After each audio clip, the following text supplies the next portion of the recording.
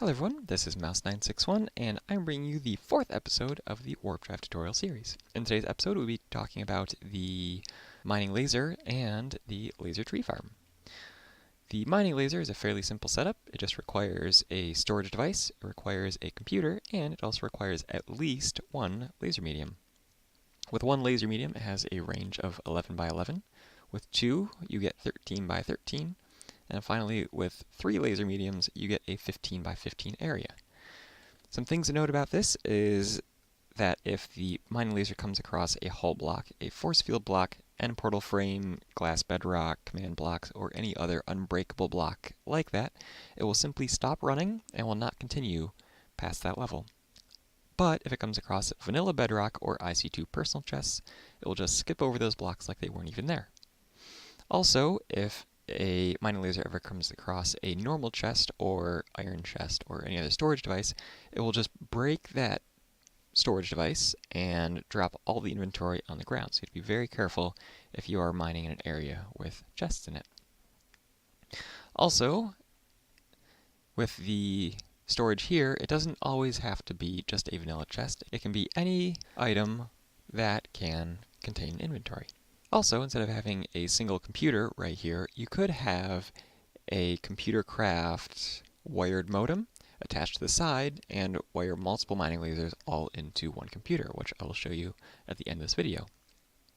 Likewise, you can attach an ME system to the attached inventories, so that way the chest is just a buffer and all the inventories mined from it will eventually all get pulled into one ME system. And over here you will find a laser tree farm. Again, it's a very simple setup. Right here I just have an advanced computer, a chest, a laser medium, and a solar panel, so I have some power going to it. And here's my laser tree farm. Note that the dirt blocks are at the same level as the top of the tree farm. That is because a laser tree farm will plant the trees on that level, and after it plants the trees, it will wait for the trees to grow. Once they grow, it will then chop down all the wood, chop down the leaves, and put them into the attached storage device and replant any saplings it picks up. Also supported with this is IC2 rubber trees, the ones that you have to manually tap. In this case, it plants the trees until they grow, and then once they grow, it will chop down all of the logs except for those that have the rubber tapping section on them. It will actually keep that section up, and whenever the tree is ready to be tapped, it will tap it and put the resin into the inventory. And the last thing it can do is it can actually plant all crops. On my ship I will show you guys at the end of the video, I will show you that there are many crops in my farm. Now, I did say it will plant them, it will not harvest them. So, much like the mining lasers, the laser tree farms can have up to 5 laser mediums. And instead of increasing the radius by 1, we increase by 2. So we have 11 by 11, we have a 15 by 15, we have a 19 by 19, a 23 by 23, and finally the biggest tree farm you can have is a 27 by 27. Now we're actually going to look at the internal workings of the computer with the mining laser. So here we are, already typed in mine help, and what you would want to do here is you type in mine, the layer offset, and that is the number of blocks between the bottom of the mining laser and where you want to start. This is useful because in that area you could actually have part of your ship. So if there's, 3 layers of your ship between where you want to mine and the mining laser, you don't want to mine out your ship on accident. So you can put an offset here of, let's say, 3 blocks to keep those 3 blocks empty. But don't forget, you cannot have hull blocks between the mining laser and what you want to mine because it will just stop. You can use obsidian though. Also here you see that there's the only ores. Now mining ores is faster but more expensive, as it says right here. And, it doesn't talk about silk touch, but there's also the silk touch option, which allows you to get blocks like redstone or lapis and put them directly into the inventory as an ore. And again, these require more power. And the last thing to note on this screen here is that the power consumption will be much lower in space. So next we have the laser tree farm. Again, I already typed in farm help, and this one you can see you can optionally break the leaves, you can tap the trees and silk touch. The silk touch in this case means that instead of breaking the leaves, it will actually take the leaves and put them into the inventory. if you want to turn any of these on or off, you just simply put true or 1, false and 0.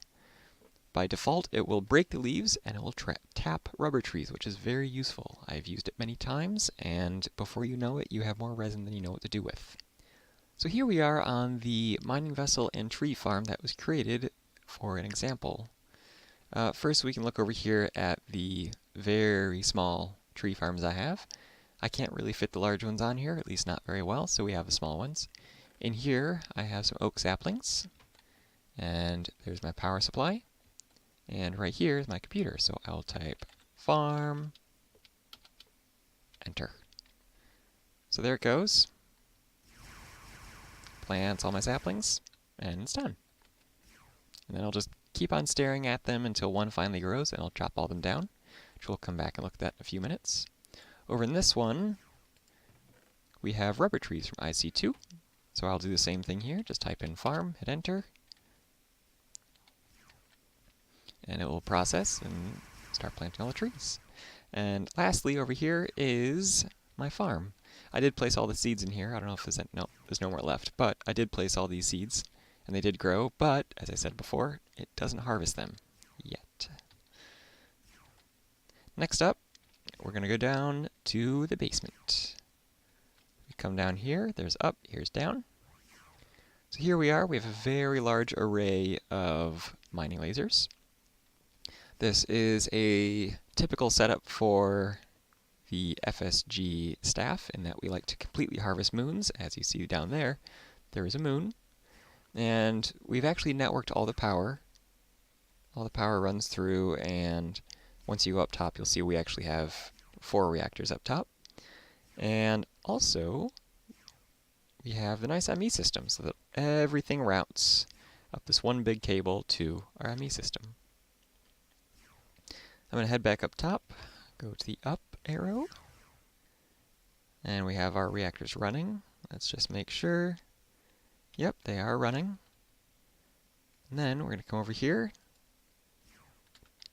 type in mine, going to look down real quick. I could say probably a 10 block offset. I'll hit enter, and there's all the wraps.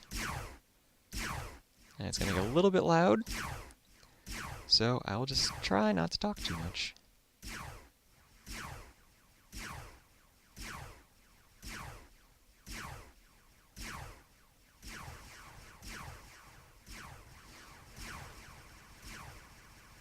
Okay, so there we have it. We have our large mining ship. The purple squares are going down and scanning the actual moon itself to figure out where the blocks are, and then later on, the lasers start firing and harvesting everything from the moon. So, thank you for watching, everyone. I hope you enjoyed the video. If you have any questions, comments, concerns, please leave them in the comment section below. And for those questions that I cannot answer, I will leave a link to the Discord where you can find the mod developer in the description. Thanks for watching and have a great day.